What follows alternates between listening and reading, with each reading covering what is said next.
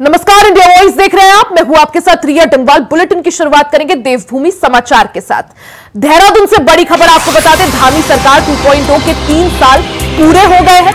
3 साल में तेज गति से प्रदेश का विकास आगे बढ़ा है। यूसीसी के साथ साथ कई सख्त फैसले लिए गए, साथ ही महिलाओं को 30% क्षैतिज आरक्षण का भी लाभ मिला। 2025 तक 1.5 लाख लखपति दीदी बनाने का भी लक्ष्य चुना गया है। साथ ही देहरादून से कई शहरों को हवाई सेवा से जोड़ा गया है। काठगोदाम से हनुमानगढ़ी तक रोपवे बनेगा। साथ ही 3 सालों में सख्त फैसले लेने से सीएम पुष्कर सिंह धामी नहीं हिचकिचाए।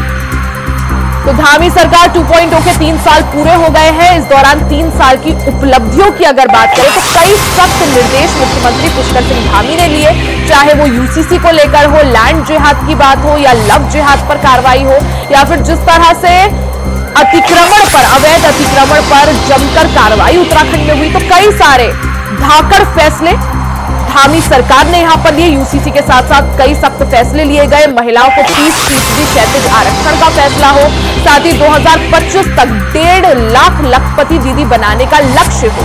देहरादून से कई शहरों को हवाई सेवा से जोड़ने का भी लक्ष्य यहां पर रखा गया है। साथ ही काठगोदाम से हनुमानगढ़ी तक रोपवे बनाने का निर्णय लिया गया। साथ ही 3 सालों में कई सख्त फैसले मुख्यमंत्री पुष्कर सिंह धामी ने लिए हैं।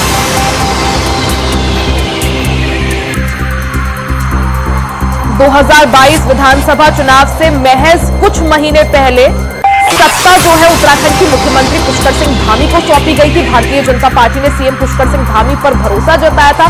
ताबड़तोड़ एक्शन उन्होंने लिए, कई योजनाएं उन्होंने शुरू की, जिसके बाद उत्तराखंड में पहली बार ये मिथक टूटा। और जो ट्रेंड था कि एक साल बीजेपी, फिर दूसरे साल कांग्रेस की सरकार का, अगले टर्म में कांग्रेस की सरकार, फिर उसके बाद अगले टर्म में भारतीय जनता पार्टी, वो मिथक, वो परिपाटी और वो ट्रेंड टूटा। और उसके बाद ये पहली बार था जब एक सरकार वापस रिपीट हुई हो। और फिर से जब भारतीय जनता पार्टी 2022 में कमान में आई, सत्ता में आई, तो फिर भरोसा फिर से मुख्यमंत्री पुष्कर सिंह धामी पर जताया गया। और अगर बात उत्तराखंड की करें तो धामी सरकार 2.0 के अब 3 साल पूरे हो गए हैं। अगर इन 3 सालों की उपलब्धियों की बात करें तो कई धाकड़ निर्णय इस दौरान लिए गए, चाहे वो यूसीसी उत्तराखंड में लागू करना हो, महिलाओं को 30% क्षैतिज आरक्षण का लाभ मिलना हो, या 2025 तक 1.5 लाख लखपति दीदी उत्तराखंड में बनाने का लक्ष्य हो, या फिर देहरादून से जिस तरह से कई शहरों में हवाई कनेक्टिविटी को बढ़ावा देने के लिए काम हो रहा है।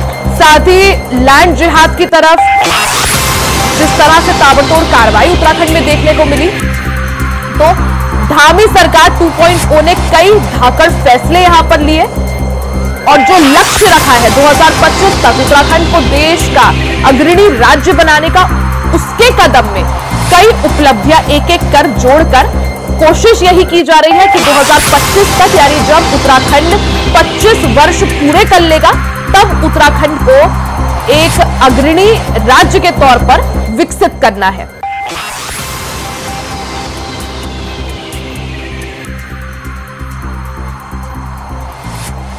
धामी सरकार 2.0 के 3 साल पूरे हो गए हैं। आपको बता दें 2022 विधानसभा चुनाव से पहले उत्तराखंड में जिस तरह से मुख्यमंत्री पुष्कर सिंह धामी को सत्ता सौंपी गई थी महज विधानसभा चुनाव से कुछ महीने पहले, उसके बाद ताबड़तोड़ उन्होंने एक्शन लिया, कई सारे बड़े निर्णय लिए। उसके बाद पहली बार उत्तराखंड में ये मिथक टूटा और ये जो ट्रेंड था कि एक टर्म बीजेपी फिर अगला टर्म कांग्रेस, ये मिथक टूटते हुए, ये ट्रेंड बदलते हुए दूसरी बार भारतीय जनता पार्टी उत्तराखंड में सत्ता में वापस आई, जिसके बाद भरोसा मुख्यमंत्री पुष्कर सिंह धामी पर ही जताया गया। सीधा रुख कर लेते हैं संवाददाता अभय कैंतुरा का।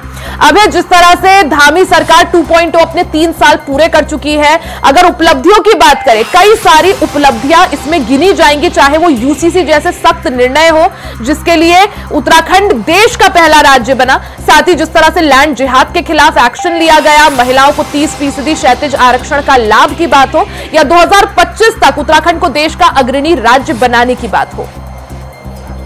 देखिए, सबसे बड़ी बात यही है कि 2025 तक अगर उत्तराखंड राज्य को अग्रिम राज्यों की श्रेणी में शुमार करना है तो फिर जरूरी होता है कि सरकार की तरफ से कठोर निर्णय यहाँ पर लिए जाएं, ऐसी दृढ़ इच्छा शक्ति यहाँ पर जताई जाए जिससे प्रदेश के विकास के लिए उसका लाभ यहाँ पर मिल सके। और मुख्यमंत्री पुष्कर सिंह धामी ने अपने इस लगभग 3 साल के कार्यकाल में वही सब निर्णय यहाँ पर लिए, यानी 2.02 का जो कार्यकाल था वो 2.5 साल का यहाँ पर हो चुका है। जो पहले टर्म का जो उनका कार्यकाल रहा उसको मिलाकर मुख्यमंत्री के तौर पर 3 साल पूरे करने का काम मुख्यमंत्री पुष्कर सिंह धामी ने यहाँ पर किया है। इन 3 सालों में धामी सरकार ने हर वो निर्णय लेने की कोशिश यहाँ पर करी है जिससे उत्तराखंड राज्य विकास के पथ पर अग्रसर हो सकता है, उत्तराखंड राज्य को उन विकास की योजनाओं का लाभ यहाँ पर मिल सकता है। और कोशिश जो सरकार ने चुनी थी कि 2025 तक उत्तराखंड राज्य को शेष राज्यों की श्रेणी में शुमार करना है, तो उसके लिए धामी सरकार के लिए गए निर्णय आगामी दिनों में मील का पत्थर भी साबित होंगे।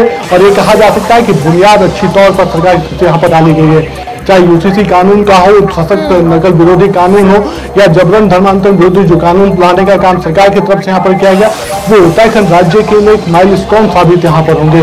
क्योंकि जिस प्रकार से यूसीसी कानून की प्रेरणा आप देश के दूसरे राज्य ले रहे हैं और जिस प्रकार से मुख्यमंत्री पुष्कर सिंह धामी अब उत्तराखंड राज्य को विकास के पथ पर अग्रसर करते हुए आगे बढ़ रहे हैं, वो सीधे तौर पर देश के दूसरे राज्यों के लिए प्रेरणा स्रोत यहाँ पर बन रहे हैं। क्योंकि उत्तराखंड जैसे पहाड़ी राज्य में जहाँ पर 70% से ज्यादा भूभाग और जंगलों से घिरा हुआ हो, वो नाचादित यहाँ पर भी बात ये भी कि जिस तरह से 2022 विधानसभा चुनाव से महज कुछ वक्त पहले मुख्यमंत्री पुष्कर सिंह धामी को सत्ता सौंपी गई थी, उस वक्त पर भारतीय जनता पार्टी की स्थिति कुछ खास नहीं थी क्योंकि 2 मुख्यमंत्री पहले ही बदले जा चुके थे। उसके बाद सीएम धामी को लाया गया, सत्ता उन्हें दी गई और परिपाटी बदलते हुए, ट्रेंड बदलते हुए फिर से बीजेपी गवर्नमेंट जो है उत्तराखंड में रिपीट हुई और उसके बाद एक के बाद एक धाकड़ फैसले यहां पर लिए गए जिसकी तारीफ जो है आज देश भर में भी हो रही है। अभी बहुत बहुत शुक्रिया आपका जानकारी के लिए।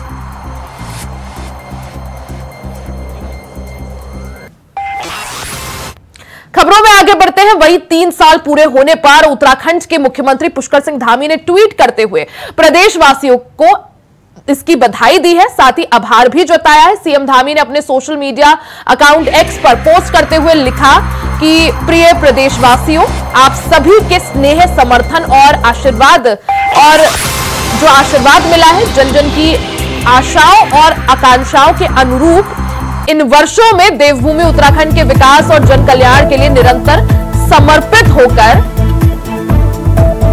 कार्य किया है और आगे भी इसी प्रकार प्रदेशवासियों के सर्वांगीण विकास के लिए काम करता रहूंगा। तो आज उत्तराखंड में धामी सरकार 2.0 के 3 साल पूरे हो गए हैं, जिसको देखते हुए मुख्यमंत्री पुष्कर सिंह धामी ने ट्वीट कर जनता का आभार जताया है। साथ ही आगे भी इसी तरह से काम करते हुए सख्त निर्णय जो कि उत्तराखंड के लिए जरूरी हो, उत्तराखंड के लोगों के लिए जरूरी हो, लेने का जनता से वादा भी किया है। तो आज धामी सरकार 2.0 के 3 साल पूरे हो गए हैं, जिसको देखते हुए मुख्यमंत्री पुष्कर सिंह धामी ने एक्स पर पोस्ट कर देशवासियों को उसकी बधाई दी है, साथ ही देशवासियों का आभार भी जताया है।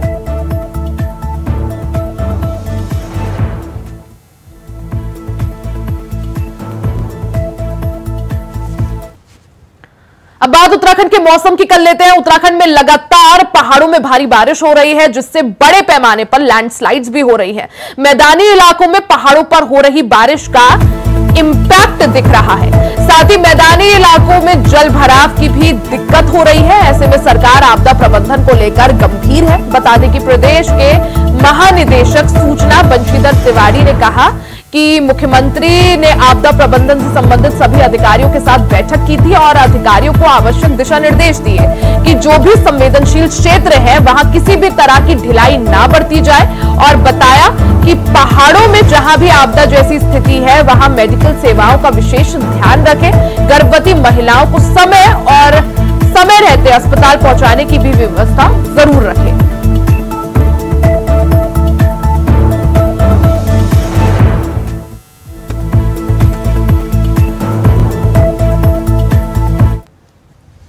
उत्तराखंड में हो रही भारी बारिश अब आपदा का रूप लेने लगी है, जिससे आम जनता को नुकसान हो रहा है। रुद्रप्रयाग के रूमसी गांव में भारी बारिश के चलते बादल फटने की सूचना सामने आई है। दरअसल देवीदार तोक में बादल फटने से कृषि भूमि और स्कूल जाने वाले रास्तों को नुकसान हुआ है। आपदा की इस सूचना पर जिला प्रशासन के अधिकारी मौके पर पहुंचे और आपदा से हुए नुकसान का आकलन किया। तस्वीरें आप देख सकते हैं, ये वही क्षेत्र है जहां भारी बारिश के बाद बादल फट गया। बादल फटने से पूरी तरह से जनजीवन अस्त व्यस्त हो गया। जो रास्ते हैं वहां आप देख सकते हैं सड़कों पर किस तरह से मलबा आ गया है। साथ ही बादल फटने की वजह से लोगों के घरों में तक पानी घुस गया।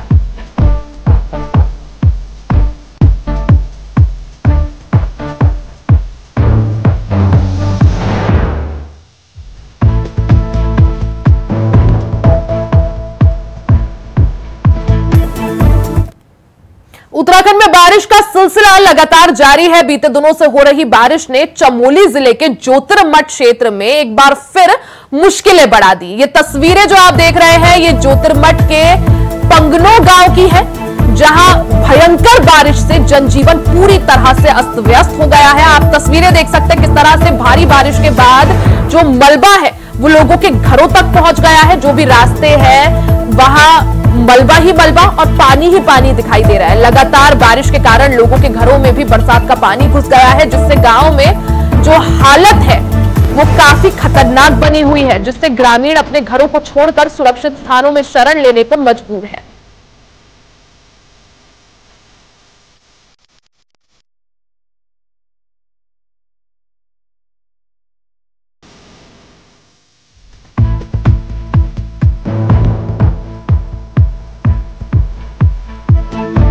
तस्वीरें आप देख सकते हैं ज्योतिर्मठ की तस्वीरें, जहां लगातार बारिश ने अब विकराल रूप ले लिया है।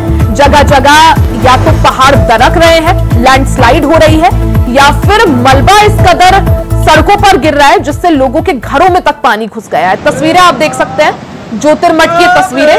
लगातार बारिश से नदी नाले जहां एक तरफ उफान पर है, वहीं दूसरी तरफ अब लैंडस्लाइड और भूस्खलन भी शुरू हो गया है।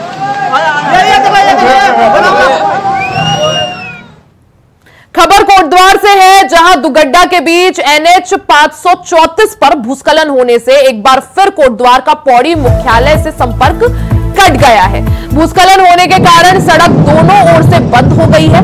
वहीं इसके चलते यात्रियों को खासा परेशानी का सामना करना पड़ रहा है। तो आप देख सकते हैं किस तरह से तस्वीरों के जरिए कोटद्वार की ये तस्वीरें। लगातार बारिश ने विकराल रूप ले लिया है। अब जनजीवन पूरी तरह से अस्त व्यस्त हो गया। भूस्खलन की वजह से सड़कों के जो मार्ग हैं वो अवरुद्ध हो गए हैं। NH की ये तस्वीर देख रहे हैं, नेशनल हाईवे ये है, जहां भारी भूस्खलन की वजह से रोड पर मलबा गिरने से जो सड़क मार्ग है वो ब्लॉक हो गया है। कोटद्वार का संपर्क जो है पौड़ी मुख्यालय से पूरी तरह से टूट गया है।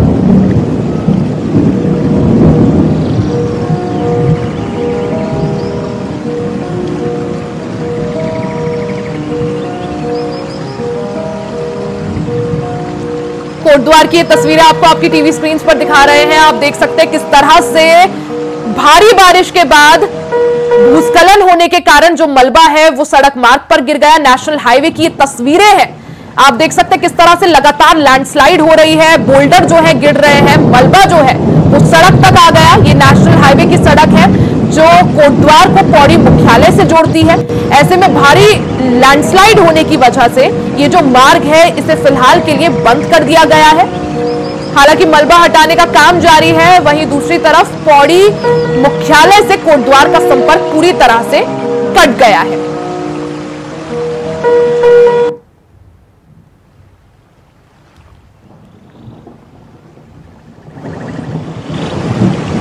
तो हमेशा ही मॉनसून के दौरान लैंडस्लाइड या भूस्खलन उत्तराखंड के लिए सबसे बड़ी चुनौती होता है, क्योंकि पहाड़ों पर जब बारिश होती है और वो बारिश जब लगातार होती है तो मिट्टी दरकने से, बोल्डर गिरने से, ये जो बड़े बड़े बोल्डर या मलबा आप देख पा रहे हैं वो सड़कों पर गिर जाता है। कई बार इससे जान माल का भी नुकसान होता है। वहीं दूसरी तरफ जो सड़कें हैं वो ब्लॉक हो जाती है। ऐसे में पहाड़ों का जो संपर्क है वो बाकी क्षेत्रों से कट जाता है।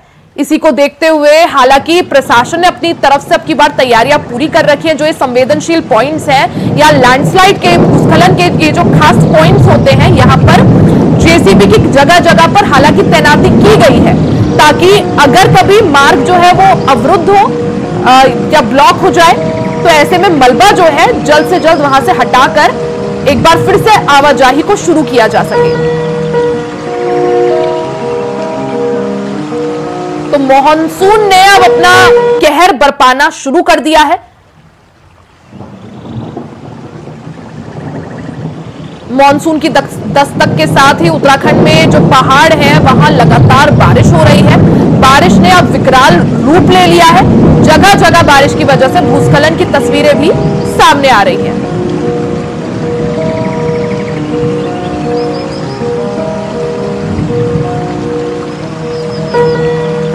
ज्यादा जानकारी के लिए सीधा रुख कर लेते हैं संवाददाता अमित चौधरी का। अमित, जिस तरह से अगर बात उत्तराखंड की करें, काफी कमजोर यहाँ के पहाड़, और जब भी मॉनसून आता है तो उसके साथ ये चुनौती भी होती है कि भूस्खलन और लैंडस्लाइड से कैसे निपटा जाए।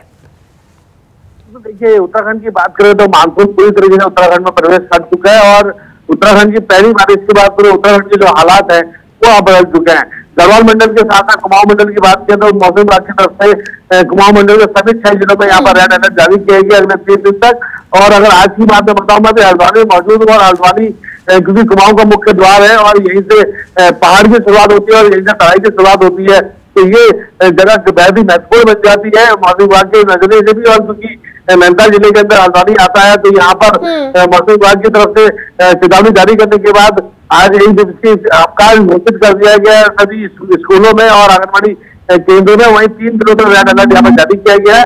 और साथ ही यहाँ से जो मार्ग है, जो पहाड़ी मार्ग है, वहां पर के लिए जो संवेदनशील जिनको चिन्हित किया गया वहां पर बिल्कुल अमित, जहां पहाड़ों की बात करें तो वहां लैंडस्लाइड और भूस्खलन बड़ी चुनौती होता है, तो वहीं मैदानी जो क्षेत्र होते हैं वहां जलभराव या जिस तरह से बारिश का पानी जमा हो जाता है वो एक चुनौती है। वहीं अगर बात करें हल्द्वानी की, क्योंकि कुमाऊं का प्रवेश द्वार है, कुमाऊं का सबसे बड़ा शहर हल्द्वानी है, ऐसे में अगर प्रशासन की तैयारियों की बात करें, क्या कुछ तैयारियां? देखिए, प्रशासन की तैयारी की बात करें तो मानसून सीजन आने से पहले जो जिलाधिकारी है यहाँ की वंदना सिंह, उनकी तरफ से लगातार बैठकों का दौर जारी था। और खासकर हल्द्वानी शहर के अंदर क्योंकि ड्रेनेज को लेकर के काफी दिक्कतें थी तो उसको लेकर के एक योजनाबद्ध तरीके से कार्य किया जा रहा था। और साथ ही जो यहाँ पर संवेदनशील एरिया है काडूराम से ऊपर के एरिया जहाँ पर लैंडस्लाइडिंग की खबरें लगातार आती थी, तो वहां पर लगातार टीमें तैनात कर दी गई थी। और ड्रेनेज को लेकर के जहाँ पर जल भराव की स्थिति रहती थी वहां पर लगातार नगर निगम के द्वारा कार्य किया जा रहा था। शहर के मुख्य मार्गों की अगर बात करें तो ड्रेनेज सिस्टम कहीं ना कहीं कुछ जरूर ठीक नजर आया है, लेकिन उसके अलावा जो अन्य मार्ग है वहां पर लगातार जल भराव देखने को मिला है कल की बारिश के दौरान। और यहाँ पर जो संवेदनशील एरिया है, यहाँ पर मार्ग बाधित होता है, यहाँ पर लगातार पेड़ गिरने का डर रहता है और यहाँ पर भूस्खलन की खबरें आती हैं। यानी कुमाऊं की बात करें, जिस तरह से बीते दिनों से लगातार बारिश हो रही है, हालांकि गर्मी से लोगों को यहाँ पर राहत जरूर मिली है, लेकिन जो बारिश है वो आगे कई सारी चुनौतियां भी लेकर आएगी, चाहे वो जलभराव की समस्या हो, भूस्खलन की बात हो। और हल्द्वानी से जब नैनीताल को जाते हैं तो वो मार्ग भी काफी संवेदनशील है। कई सारे ऐसे पॉइंट्स हैं जहां पर सड़क में कटाव हो जाता है, कई बार भूस्खलन रोड पर गिरने से जो है रोड जो है ब्लॉक हो जाती है। ऐसे में क्या ऐसे जगहों को लैंडस्लाइड वाले जोन्स को चिन्हित करके जेसीबी की तैनाती की गई है? कुछ ऐसी तैयारियां? बिल्कुल बिल्कुल, यहाँ पर जिस तरह से बात की है तो उन सभी एरियो को चिन्हित किया गया है जहाँ पर लगातार भूस्खलन की खबरें आती हैं। पिछले बार से जिस प्रकार से जो आपदा आई थी तब उसके बाद से जहाँ जहाँ मार्ग बाधित हुए थे उसको यहाँ पर दृष्टि रखते हुए कहीं ना कहीं सभी चीजों पर कार्रवाई की गई है। जेसीबी तैनात कर दी गई है, आपदा प्रबंधन टीमों को तैनात कर दिया गया है और सभी अधिकारियों को अलर्ट पे रहने के निर्देश दिए गए हैं। किसी प्रकार से कोई यहाँ पर पर्यटकों का दौर जो है वो लगातार पहाड़ों की तरफ रहता है तो पर्यटकों को दिक्कत ना हो उसको लेकर के रूट को लेकर के भी यहाँ पर कहीं ना कहीं एक रूट तैयार किया गया है, उसको लेकर भी यहाँ पर लगातार तैयारी की जा रही है। और अगर जल भराव यहाँ पर होता है तो उससे निपटने के लिए लगातार टीमें यहाँ पर तैनात कर दी गई है। नगर निगम के अलावा यहाँ पर जो जिला प्रशासन की टीमें हैं वो लगातार पूरे शहर में यहाँ पर लगातार मौका निरीक्षण किया जा रहा है। सिटी मजिस्ट्रेट की बात की जाए, एसडीएम की बात की जाए, खुद जिलाधिकारी लगातार चल रही है। बिल्कुल, यानी तैयारियां जो है पूरी है। हालांकि वो तैयारियां जो है कितनी सफल साबित होती है उसके लिए थोड़ा और इंतजार आप बने रहिएगा। अमित, हमारे साथ विकास चौहान जो है हरिद्वार से जुड़ गए हैं, साथ ही अंजना गोयल हमारे साथ कोटद्वार से जुड़ गई हैं, उनसे भी अपडेट ले लेते हैं, उनके क्षेत्र का हालचाल जान लेते हैं। विकास, सबसे पहले आपके पास आऊंगी। हरिद्वार की बात करें, जिस तरह से उत्तराखंड में मानसून दस्तक दे चुका है, झमाझम बारिश कई सारे क्षेत्रों में हो रही है, पहाड़ी क्षेत्रों में जहां भूस्खलन एक समस्या है, तो वहीं मैदानी क्षेत्रों की बात करें जैसे हरिद्वार, वहां जलभराव जगह जगह हो जाता है। ऐसे में प्रशासन की किस तरह से तैयारियां? जिस तरह से मानसून पूरी तरह से अपनी दस्तक दे चुका है, जहाँ समय की रात है, पहाड़ों क्षेत्रों में काफी अच्छी बारिश वहां पर देखने को मिल रही है। लेकिन हरिद्वार की बात करें तो हरिद्वार में 2 दिन पहले जिस तरह से 2 घंटे की बारिश ने अपना असर यहाँ पर दिखाया था, जिसमें करीबन आधा दर्जन से ज्यादा गाड़ियां बह गई थी और जगह जगह जल भराव की स्थिति पैदा हो गई थी। हालांकि कल से काफी घने बादल यहाँ पर देखे थे, लेकिन वर्षा का हरिद्वार में यहाँ पर नहीं हुई है। लेकिन जिस तरह से पहाड़ों पर वर्षा लगातार जारी है, उससे कहीं ना कहीं जो गंगा का जल स्तर है वो लगातार यहाँ पर जो खतरे का निशान है उससे कुछ ही नीचे यहाँ पर चल रहा है, जिसके कारण से अगर हम बात करें, अगर वो खतरे के निशान पर पहुंचता है तो हरिद्वार की जो निचले जगह है जहाँ पर खागर वाला जो क्षेत्र है, लक्सर क्षेत्र है, वो कहीं ना कहीं बाढ़ की चपेट में आने की संभावना उसकी रहती है, जिसके लिए जहाँ पर जिला प्रशासन ने तैयारियां यहाँ पर कर ली है। और एक समस्या यहाँ पर ये भी है कि जिस तरह से बाढ़ पानी अगर गंगा का बढ़ता है तो जो गंगा के आसपास के जो गांव हैं उनके कटाव यहाँ पर देखने को मिलता है, जिसके लिए भी जिला प्रशासन ने काफी तैयारियां की है। तो यानी अगर नदी नाले उफान पर आते हैं तो उससे खतरा जो है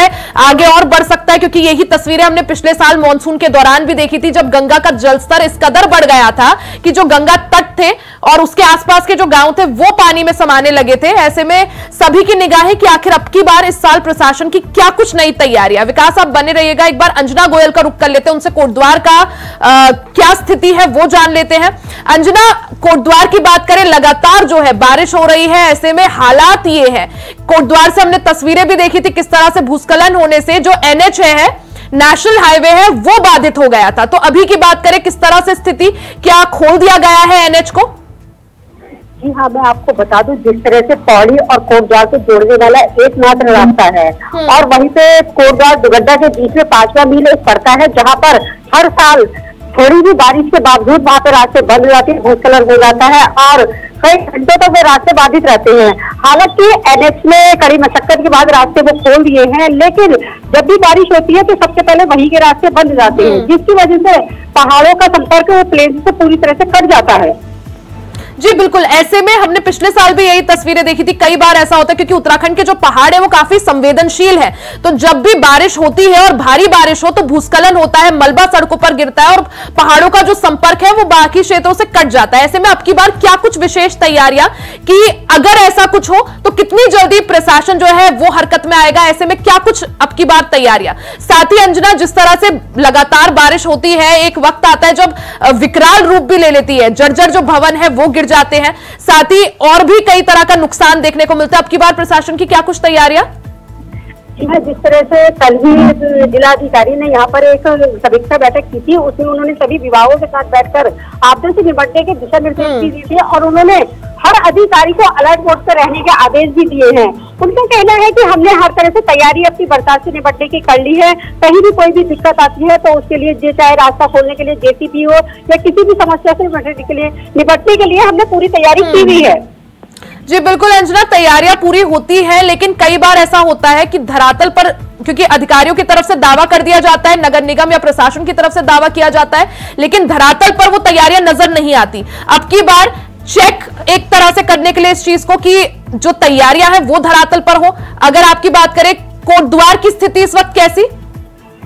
हाँ, आपकी बात बिल्कुल सही है कि हर साल प्रशासन दावे तो बहुत बड़े बड़े करता है, लेकिन दावे वो कभी सफल नहीं हो पाते। जो दावे वो करते हैं धरातल पर नजर नहीं आते, चाहे वो किसी भी विभाग का दावा हो। वही अगर यहाँ पर जिस तरह से नदियों के किनारे रहने वाले लोग हैं, लगातार उनको सिर्फ एक नोटिस दे करके खाना पूर्ति विभागों के द्वारा की जा रही है, और जब आपदा आती है, नदियां पूरी तरह उफान पर होती हैं, तो वहां पर सिर्फ उनको हटाने की है, उनको चेतावनी के सिवा इसके अलावा कोई कार्य नहीं होता है। इसीलिए यहाँ पर कई बार बहुत सारे मकान, पिछली बार भी आपते हुए बहुत सारे मकान गिर गए थे, जिसकी वजह से लोग आज भी बेघर हुए पड़े हैं। तो प्रशासन के दावे सिर्फ खोखली साबित हर साल नजर आते हैं। यानी अब की बार ये जो दावे किए जा रहे हैं प्रशासन की तरफ से, वो कितने सही साबित होते हैं, कितने सटीक साबित होते हैं, और अब की बार मॉनसून से किस तरह से उत्तराखंड निपटता है उस पर सभी की निगाहें। अंजना, विकास और अमित, आप तीनों का ही बहुत बहुत शुक्रिया जानकारी के लिए। इसी के साथ देवभूमि उत्तराखंड की खबरों में फिलहाल के लिए सिर्फ इतना ही। खबरों का सिलसिला जारी रहेगा, बने रहे हमारे साथ।